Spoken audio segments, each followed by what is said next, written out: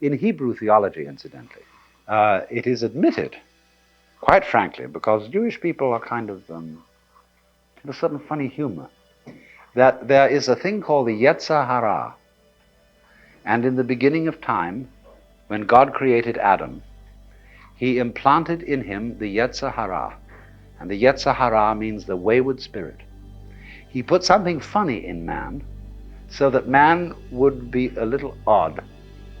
And it was a result of the Yetzer Hara that Adam was tempted by Eve, who was tempted by the serpent to eat that famous fruit. But the Hebrew believes that everything that God created is good, including the Yetzer Hara. Because if it hadn't been for the Yetzer Hara, there would have nothing ever happened. Everybody would have obeyed God, and God would have said, well, this is kind of a bore.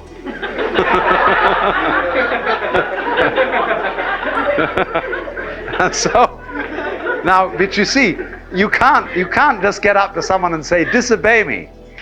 Because if they do, they're obeying you. See, that's a double bind. Say to somebody, disobey me. But God was much more subtle than that. He didn't tell Adam to disobey him. He told him to obey. But subtly, he put this Yetzer Hara thing in like that, so that God would say, well, I'm not responsible. See? Well, this thing's going to happen of its own, because what everybody wants is something to happen on its own. In other words, I know my friend Eleanor's alive, because if I touch her, I'm not quite sure what she'll do. I rely on her pretty well because I know her that she won't bite. But you see, the thing is that when I touch something, I know it's not plastic, because it doesn't just yield mushily to my push. Something comes back, and I'm not quite sure what it's going to do. And it's to the degree that I encounter something like that I know it's alive. And everybody wants that. Because you see, the sensation of being you, this curious, lonely center of awkward sensitivity, subject to the most peculiar feelings and pains and anxieties and all that sort of thing, all that is an essential prerequisite for feeling something else. These two experiences go together. If you want, in other words, if you want to be omnipotent and you want to live in a universe where nothing happens except exactly what you will to happen. In other words, you say, I would like to be God, if you think that's the way God is. And everything is therefore totally under my control. Everything is absolutely transparent to my intelligence. I have no problems. A lot of people coming on like they think they've attained this state. People like Meher Baba, who says he's in charge of the universe and knows everything, understands everything, and so on and so forth. Well, that's a lot of bunk. Nobody wants to be in that position, because there wouldn't be anything to it. Because once everything is under your central control, well, just nothing is happening. It's a bore from beginning to end. So what anyone or any being whatsoever who has a sense of centrality, who has a sense of selfhood, who has a sense of identity, that sense of identity is inseparable from something else going on that is defined as not being me, as not being under my control, and that may jump at any time. It might even eat me. So what I want you first of all to understand is that these two sensations, one of being the lonely, central, sensitive, vulnerable self, living in the midst of a world that feels other, that is not under your control, I want to try and show you that these two sensations are really one sensation, or rather two aspects of one sensation. You couldn't have the one experience without the other experience. Now, this is a rather good thing to know, because it means that you won't panic if you discover this. People who suffer from chronic anxiety are always in doubt, you see, about this relationship between what I feel as myself and what I feel as something else. Let's suppose you're anxious about your relationship with other people. You walk into a room and there's some stranger opposite to you. You know nothing about the stranger, and maybe you feel a little reluctant to open conversation.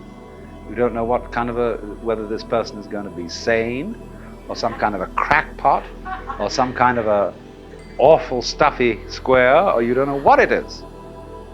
So you start fencing around a little, but you get the feeling, you see, of now I better watch myself, because I do, after all, want to make a good impression. I don't want to make an enemy.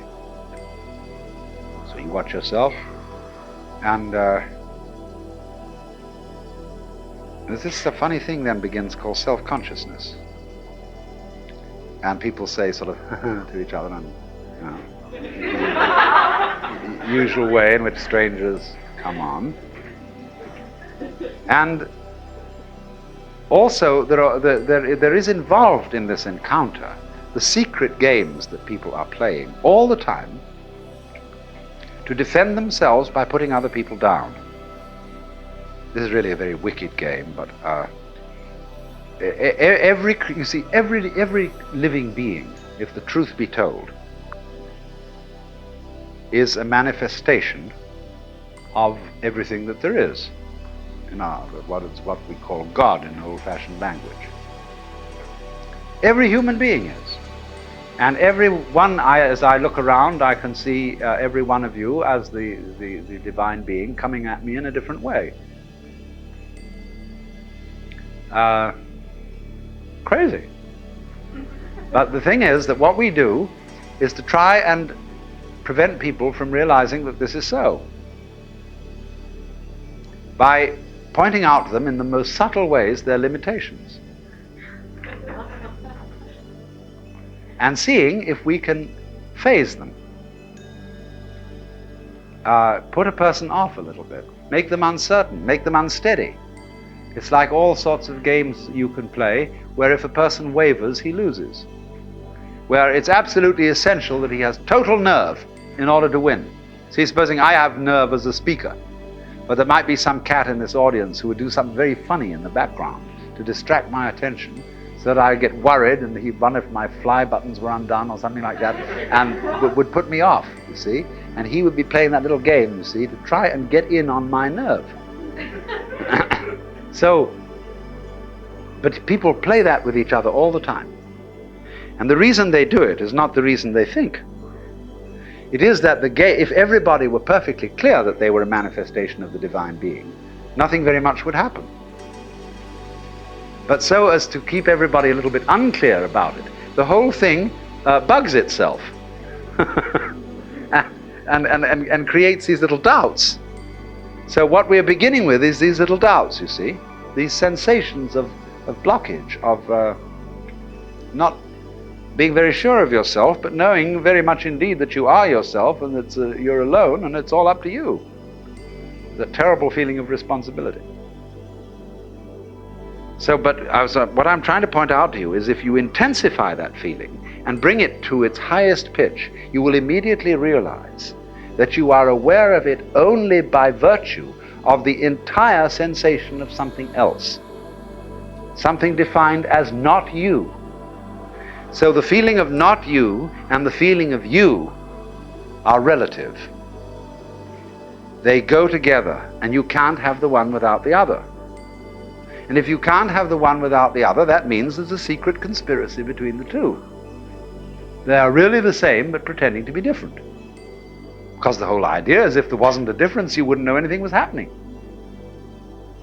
You may think that I'm speaking in favor of some kind of schizoid, pluralistic universe. No, the whole point is this, that difference and every kind of variety of differentiation is the way through which unity is discovered.